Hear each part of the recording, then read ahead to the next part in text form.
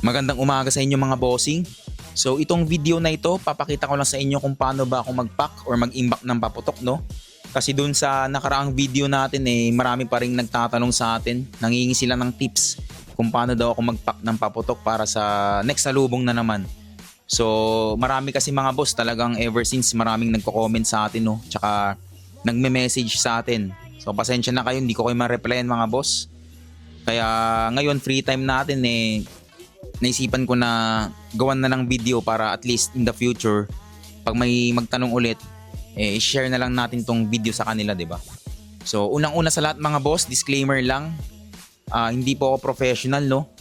So lahat ng mga gagawin or share ko sa inyo mamaya based lang sa experience ko or yun talaga yung usually kong ginagawa mga boss. So unang-una mga boss, pag mag-imbak kayo ng paputok, syempre iwasan nyo sila sa basa. Dapat hindi sila mabasa, no? So halimbawa, sa akin kasi naglalagay ako ng paputok dito lang din sa sa loob ng bahay namin.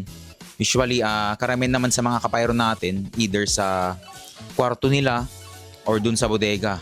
Pero sa akin kasi mga boss, dun sa bodega namin. So kasi once nalabas na yung paputok mga boss tapos natuyo, mag-create yan ng spark tapos saka sasabog. So dun nagiging delikado mga boss talaga.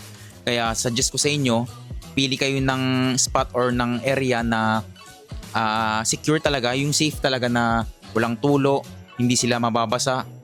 So, syempre sa apoy, iwasan nyo na rin, di ba? Wala naman sigurong mga kapayro natin dyan na maglalagay ng paputok sa kusina, no? Di ba? So, syempre, delikado dun mga boss. So, as much as possible mga boss, ilagay ninyo yung mga paputok ninyo sa hindi mababasa na area, no? So iwasan natin yung mga boss, iwasan natin mabasa yung mga paputok ninyo. So syempre sa apoy na rin iwasan ninyo mga boss. So pangalawa mga boss, i-share ko na sa inyo, no, kung paano ba ako mag-pack ng paputok para sa next salubong na naman. Yan, napaka-importante yan yung pag-pack natin mga boss. So makikita nyo, yan, ang dami kong papel dito, no? Anti-moist kasi yan mga boss. Kung hindi niyo alam. So ayan mga boss, ganito mag-pack ng paputok, no?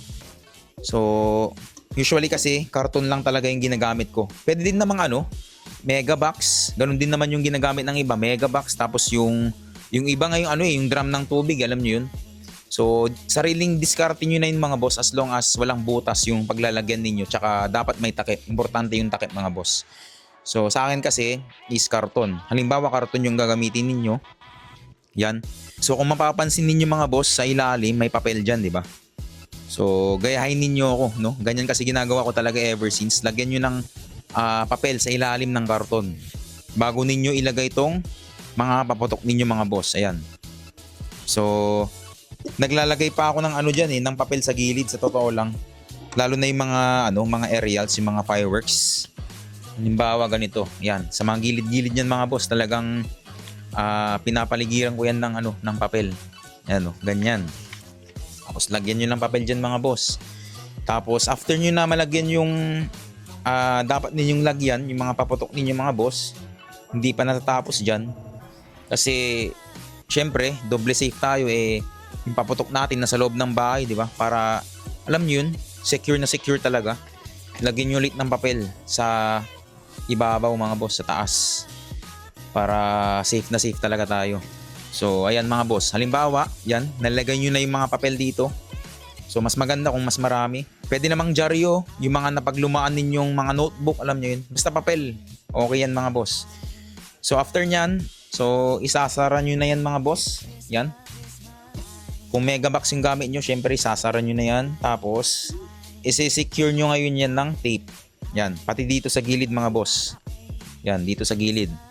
Pati sa ilalim may tape din yan. Mas maganda para safe na safe talaga. So mas maganda na yung dobleng safe mga pyro para sigurado tayo. So halimbawa na tape nyo na lahat yan mga boss, na secure nyo na.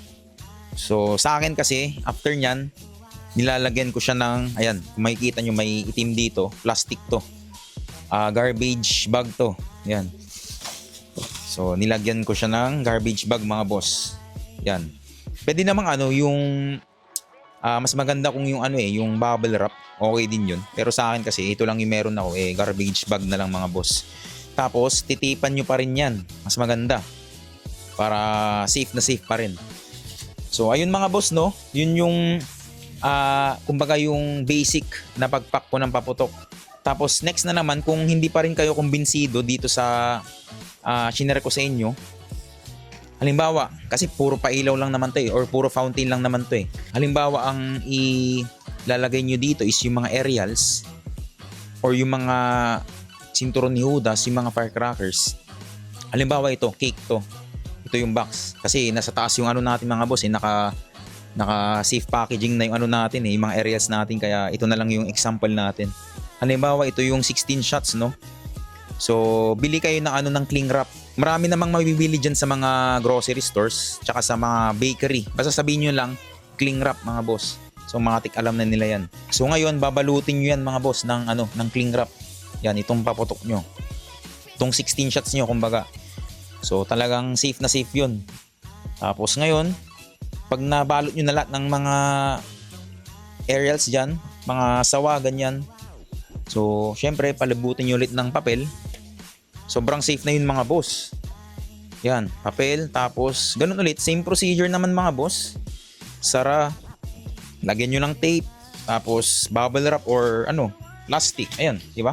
Tapos, another tape na naman para sobrang safe talaga. Or, pwede nyo rin lagyan ng cling wrap dito.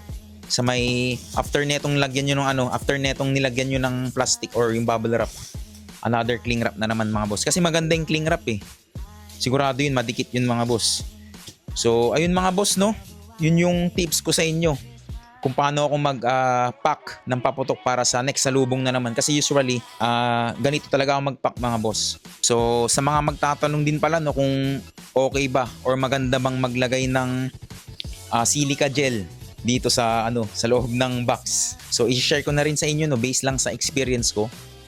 Para sa akin mga boss, sayang pera lang yun. Gagastos lang kayo Diba silica gel maliit lang yun Pero meron din namang malalaki. Pero suggest ko mga boss, ito talaga. Papel lang sapat na. Maniwala kayo. Ito, papel lang sapat na. Kahit yung mga jar yung malalaki, mas okay pa yun Pero kahit yung mga ganitong papel, yung mga bond paper, alam nyo yun, na pag lumaanin yung mga notebook, okay na yun mga boss, sapat na to. Para para hindi mag-molds kumbaga itong mga paputok ninyo. Kasi yung silica gel, based sa experience ko mga boss, naglalagay ako sa mga sapatos ko talaga. Tapos kahit na ang dami kong nilalagay kahit na naglalagay ako ng napakarami nagmo-molds pa rin yung sapatos ko mga boss. Kaya so what if kung dito nyo ilalagay sa paputok, diba sayang lang yung pera ninyo, gagastos pa kayo. Pero kung gusto nyo makasure talaga kayo mga boss, bili kayo ng dehumidifier. Kasi meron ako dun sa sa kwarto ko. Kasi para na rin sa mga sapatos ko, sa mga damit, alam nyo yun, mas okay yun mga boss. So proven and yun, tested. Ang tagal na sa akin yung 3 years. Mga sapatos ko dun talagang hindi na nagmo-molds. Compared mo sa paggamit ko ng silica gel dati, nagmo-molds pa rin. Pero kung ayaw nyo namang gumastos mga boss, itong papel, sapat na to. So okay na to. Palibutan nyo lang ng papel, okay na yun mga boss. Sod na talaga yung pagpack nyo. Basta ang lagi ninyong tatandaan mga boss, iwasan ninyong mabasa yung paputok ninyo. Sapoy na rin syempre. And kung ilalagay man ninyo sa kwarto ninyo or sa bodega ninyo itong box, halimbawa, mas maganda kung may patungan siya mga boss. Syempre consider din natin mga boss na halimbawa may anak tayo, di ba? So hindi naman natin maiwasan na magloko siya. Malay natin na basahin niya pala yung mga floor, tapos yung box ninyo nakalagay pala sa floor din, di ba? So, matik, basa na yung paputok ninyo. Kaya sabi ko sa inyo, mas maganda kung maglagay kayo ng plastic or bubble wrap para kung mabasa man to hindi naman siya tatagos dito sa karton mga boss, di ba? So, if ever man para double safe tayo, mas maganda kung yung mga paputok ninyo ilagay ninyo sa taas, kumbaga yung may patungan siya para safe tayo. Alam niyo yun, mas maganda na kasi kung double safe mga boss So, ayun mga boss, no? So sana naintindihan ninyo yung mga tips na binigay ko sa inyo sa pag-iimbak or pag-pack ng paputok, and sana may natutunan kayo. So maraming salamat sa inyo mga boss, sa mga nanonood lagi ng mga videos ko, sa mga nagko-comment. And don't forget to like, share and subscribe, at hit nyo na rin notification bell para ma-update ka sa mga videos kong paparating. So abangan nyo na lang yung stash number 2 natin mga boss, at kita-kita tayo sa susunod kong video.